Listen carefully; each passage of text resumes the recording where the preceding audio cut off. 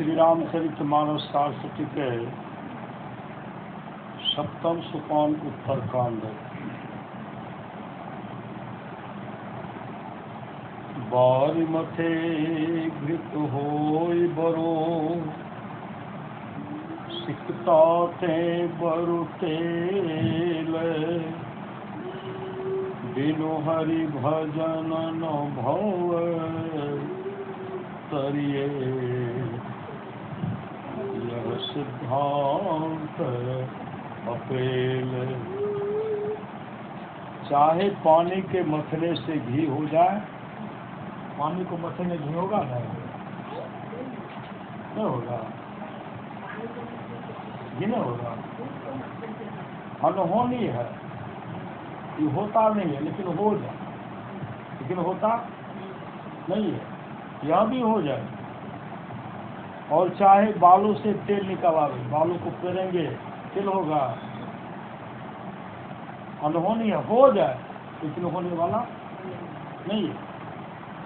परंतु यह सिद्धांत अटल है कि बिना हरि भजन के कोई संसार समुद्र से पार नहीं हो सकता। जब तक हरि का भजन सत्संग नहीं करेंगे, संसार समुद्र से पार नहीं हो सकता। मस कही करई बिरंच प्रभो, अजहि मसकते हीने, अस विचार तज संशय, राम ही भजहि प्रवीण। प्रभु मच्छर को ब्रह्मा बना सकते हैं, परमात्मा क्या करते हैं? मच्छर को ब्रह्मा बना सकते हैं, ब्रह्मा को मच्छर से भी तुच्छ बना सकते हैं।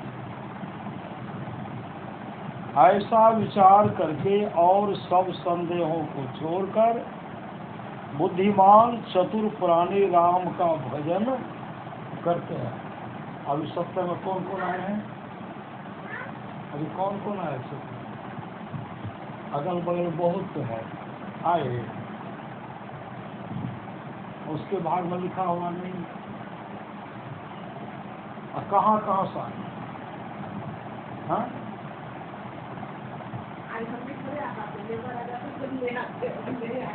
ये सदगुरु ऐसा विचार कर और सब संदेहों को छोड़कर, जो बुद्धिमान है, बुद्धिमान चतुर है, चतुर प्राणी राम का भजन करते। कालभूषुंडी जी इतनी कथा गरुड़ जी को सुनाकर फिर बोले कि श्रुति सिद्धांत है और गौरी, राम भजिए सब काज विसारी। हे गरुड़ जी, वेद का सिद्धांत यही है कि सब इच्छाओं को छोड़कर राम का भजन करना चाहिए। हे गरुड़ जी, प्रभु राम की कृपा से मुझे आपके समान सत्संगी पुरुष का जो संग प्राप्त हुआ, इससे मैं धन्य हूँ, धन्य हूँ।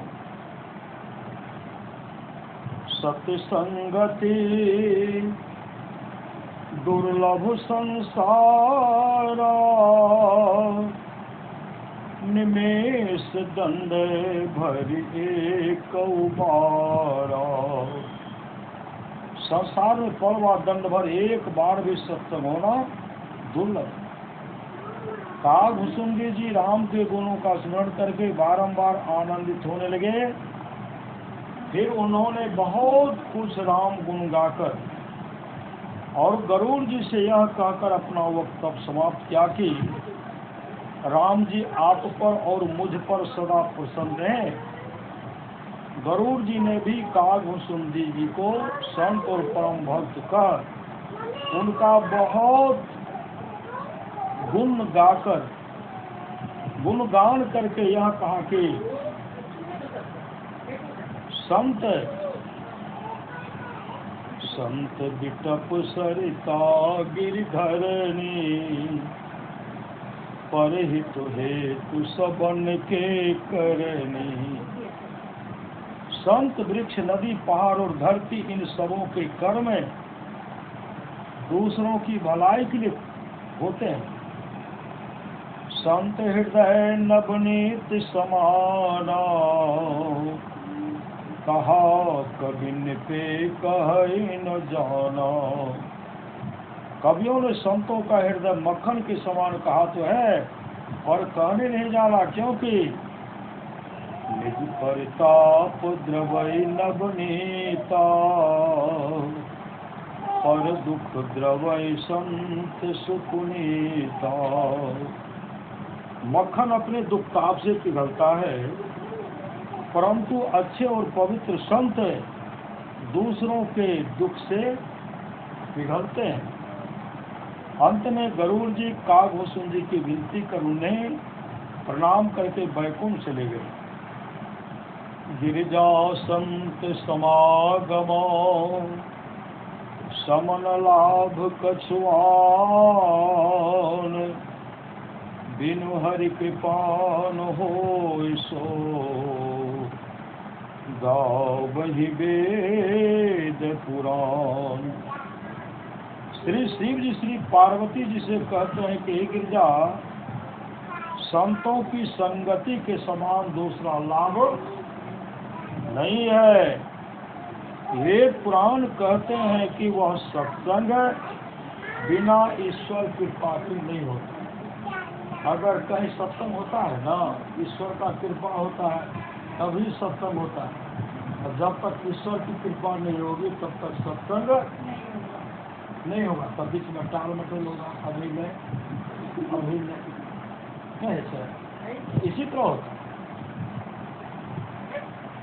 फिर शिव जी राम कथा का बहुत कुछ गुण गाकर कहने लगे। सोई सर्वज्ञ गुणी सोई ज्ञाता, सोई महिमंडित पंडित दाता। वही सर्वज्ञ है, वही गुणी, वही ज्ञानी, वही पृथ्वी को शोभित करने वाला, वही विद्वान और वही दाता है, और वही कुल धर्म रक्षक, वही दाता है।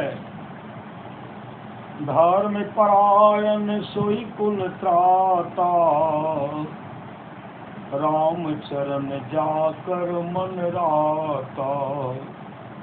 वही धर्म तत्पर और वही कुल रक्षक है जिसका मन है राम के चरणों में लगा हो। नीति निपुण सोई परम सयाना, श्रुति सिद्धांत निकट ही जाना। वही नीति में निपुण है, वही परम चतुर है, और वेद का सिद्धांत वही अच्छी तरह जानता है। सो कवि को विद सोरन धीरा, जो छल छारी भजई रघुबीरा। वही कवि विद्वान और अंधीर है जो छल छोड़कर रघुवीर राम को भजते हैं। धन सुदेश जहाँ सुरसारी, धन नारी पतिव्रत अनुसारी। वह देश धन्य है जहाँ गंगा जी हैं, और वह स्त्री धन्य है जो पातिव्रत धर्म के अनुसार चलती है। धन्य स्वभूप नीति जो करई, धन सुधि जो निज धर्म न टरई। वह राजा धन्य है जो नीति से राज करता है, और वह द्विज धन्य है जो अपने धर्म से नहीं चलता है। सो धन धान प्रथम गति जाकी, धन पुण्य रत मति सोई पाकी। वह धन धन्य है जिसकी प्रथम गति है, अर्थात जो दान में लगता है। वही धन धन्य है जिसकी धन का प्रथम गति है, अर्थात जो दान में दान में लगता है। और वह बुद्धि धन है जो पुण्य में लगकर पवी हुई होती है। धन की 3 गतियां हैं, पहला दान, दूसरा भोग। पहला क्या है? दान। दूसरा खाइए भी कंजूस मत हो। बहुत आदमी पेट में नूरी लिया पड़ते हैं, सह पड़ते सह लेवे, लेकिन अबरी तो पलो तो खरीद कर छोड़ो। मतलब धन की 3 गतियां हैं, पहला दान, दूसरा भोग और तीसरा नाश। धन घरी सोई जब सत्संगा, धन जन्म तुझे भगति अभंगा। भगवान श्री माँ पार्वती से कहते हैं वह घड़ी धन है जब सत्संग हो। अभी का समय क्या है? धन नहीं, कभी सोते न, कोई खाते, कोई सोते, और कोई टीवी देखते, कोई मोबाइल देखते। लेकिन अभी जो है हम लोगों का जीवन बनना है। वह घड़ी धन्य है जब सत्संग हो, और वह जन्म धन्य है जिसमें द्वैत की अवहन पूर्ण भक्ति हो। सो कुल धन उमा सुनो, जगत पोज सुपुनीत। श्री रघुवीर परायण, जय नर उपज विनीत। हे उमा सुनो, वह कुल धन्य संसार पूजी जाने योग्य और विशेष पवित्र है, जिसमें राम के नम्र भक्त पुरुष उत्पन्न होते हैं। इतना कह श्री शिव जी महाराज पार्वती जी से बोले कि यद्यपि मैंने प्रथम यह कथा तुमसे छिपा रखी थी, तथापि जब तुम्हारे हृदय में इसके लिए अत्यंत प्रीति मैंने देखी, तब इसे तुम्हें सुनाया। इसके सुनने का अधिकारी सब नहीं होते हैं, केवल ये लोग अधिकारी होते हैं। राम कथा सुनने के कौन अधिकारी हैं?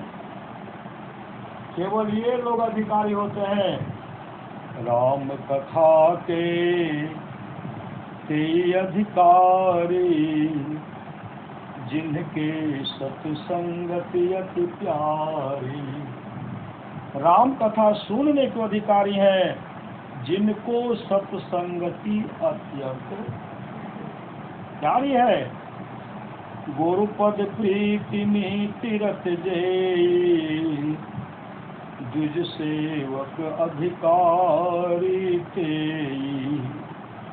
जो गुरु के चरणों में प्रीति रखते हैं, नीति में लवलीन तत्पर रहते हैं और द्विज के सेवक हैं, वे ही राम कथा सुनने के अधिकारी हैं। यही महरुचिर शाक्त सुपाना, रघुपति भगति केर पंथाना। इस वर्णित राम कथा रूपी सरोवर में सुंदर सा सोपान है, जो राम की भक्ति के रास्ते हैं।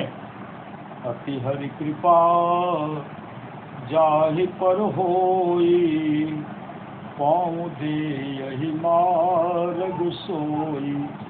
ईश्वर की अत्यंत कृपा जिस पर होती है, श्री सद्गुरु, ईश्वर की अत्यंत कृपा जिस पर होती है, वही इस रास्ते में पैर देते। श्री सद्गुरु वहाँ से चलते हैं न, और तब सत्संग में आते, सब नहीं आ सकते। इतना सुनाकर श्री शिव ने कथा कहना समाप्त कर दिया। श्री पार्वती जी श्री शिव जी की कई बातों को सुनकर बहुत प्रसन्न हुई और बोली कि हे नाथ, मैं अब संदेह रहित हो गया। अब मेरे अंदर में कोई संदेह नहीं रहा। अब रामचरितमानस के रचयिता गोस्वामी तुलसीदास जी यह कहकर रामचरितमानस समाप्त कर देते हैं कि कलिकालन साधन दूजा, जोग जग जप तप व्रत पूजा। इस कलिकाल में योग यज्ञ जप तप व्रत और पूजा आदि दूसरा कोई साधन नहीं है। राम ही सुमिरिए गाइए राम ही, संतत सुनिए राम गुण ग्राम ही। कलिकाल में एक ऐसा साधन है कि राम का स्मरण कीजिए, मतलब गुरु पदक मत को, जबकि मंत्र का भी छोड़ना नहीं है। श्री सदगुरु कलिकाल में एक यही साधन है कि राम को स्मरण कीजिए, मतलब उस मंत्र को, कौन मंत्र जो भजन भेद में दिया गया, उस मंत्र को हमेशा जपते रहिए। बहुत आदमी कहते बाबा खाए रहा छे तखनी केना जपबे, कुछ समय भी जपना, श्वास ले रहे ना, और श्वास में जपिए, खाने में समय दे रहे हैं, जाप में क्या लगता है, जपिए ना मने में। कलिकाल में एक यही साधन है कि राम को स्मरण कीजिए, राम का गुण गाइए और सर्वदा राम के गुणों को सुनिए। एक गाना भी हुआ, सुनना भी, अब सुन रहे सदगुरु